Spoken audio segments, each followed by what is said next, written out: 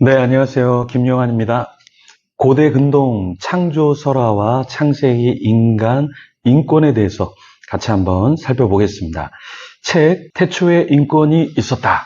민경구 저자분이 책을 저술했는데요. 그냥 인권에 관한 책인 줄 알았습니다. 제가 너무 많이 무지했죠. 근데 책을 열어보고 읽어보니까 성서학적인 접근을 했더라고요. 그러면서 성경의 내용들을 아주 잘 기술하면서 인권에 대해서 성경이 어떻게 이야기하는가 그 내용을 이렇게 기술했는데요. 배울 점이 굉장히 많이 있는 책인 것을 알게 되었습니다. 여러분도 나중에 읽어보시면 굉장히 많이 도움을 받으실 것인데 성경 구절 인용도 탄탄하지만 고대 근동 신관, 역사적인 내용에 대해서도 같이 기술이 되어 있어서 좋았습니다. 우선 챕터 1, 1장에 인간 창조에 관한 성경의 기록을 말해주는데요. 고대 근동의 창조 기사와 다르다. 이 부분을 짚어줍니다. 그러니까 고대 근동 설화 가운데 창세기와 비교되는 아주 유명한 바벨론 창조 기사가 있죠. 예누마 엘리시라는 것이 있는데 이 이야기를 책에서도 합니다. 그 내용은 이렇습니다. 그 내용 일부를 이렇게 읽어드리면 이런 내용이 적혀져 있죠. 고대 근동 바벨론 신화 내용 가운데 마르둑이 신들의 이야기를 들었을 때 그는 지극히 정교한 것을 만들고 싶어 했다. 그는 마음에 숙고한 후에 에아에게 다음과 같이 말했다. 피를 모으고 뼈를 만들어야겠다. 룰루에게 생명을 불어넣고 그 이름을 인간이라 하겠다. 나는 룰루 인간들을 창조하여 신들의 수고를 대신 짊어지게 할 것이며 그 결과 신들은 평안해질 것이다. 이런 내용이 바벨론 창조 기사 가운데 나오죠. 그런데 인간 창조의 목적이 무엇이죠? 종으로 부려먹기 위한 것이었죠. 이런 바벨론 창조 기사를 보면 왜 고대 인간에게 인권이 부재했는지 조금은 알 수 있습니다. 게다가 고대 왕은 인간과 다른 존재로 여겨졌죠.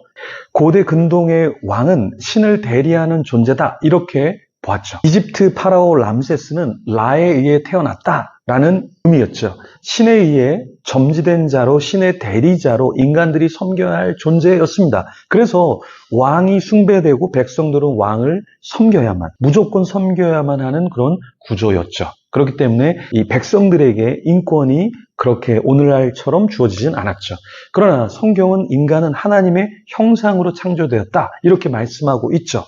성경 창조 내용 중에 남자가 먼저 지어지고 여자가 지어졌기에 여자를 등한시 여겼다 이렇게 보기도 하는데요. 그래서 칼빈과 쯔빙글리도 이렇게 보긴 했습니다. 그래서 쯔빙글리는 이렇게 말했다고 이 책에서 인용을 해주는데 여성은 하나님의 형상이 아니다.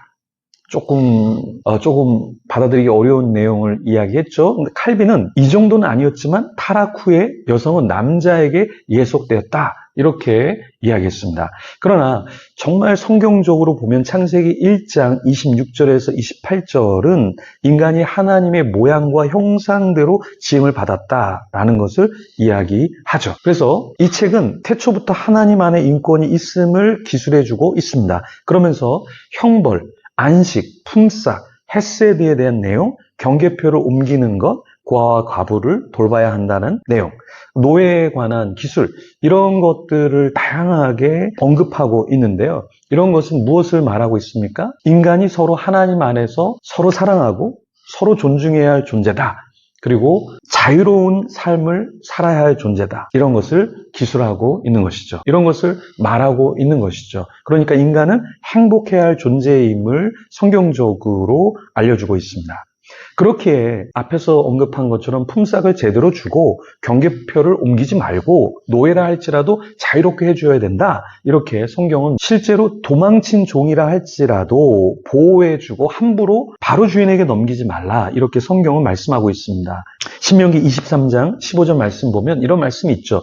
종이 그의 주인을 피하여 내게로 도망하거든 너는 그의 주인에게 돌려주지 말고 그가 내 성읍 중에서 원하는 곳을 택하는 대로 너와 함께 내 가운데 거주하게 하고 그를 압제하지 말지니라. 게다가 살인자라도 도피성에 머물게 해주어야 한다. 이렇게 말씀하고 있죠.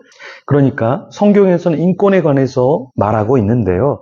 사실은 성경적 인권에 관해서 많은 책들 중에서 한 권을 고르라고 하면 바로 이 책을 여러분들이 읽고 정리하시면 충분히 여러 가지 인권에 대해서 어떻게 접근하고 이해할지 여러분의 고민이 해결될 줄 믿습니다. 네, 다음에 또 뵙도록 하겠습니다. 김영환이었습니다. 네.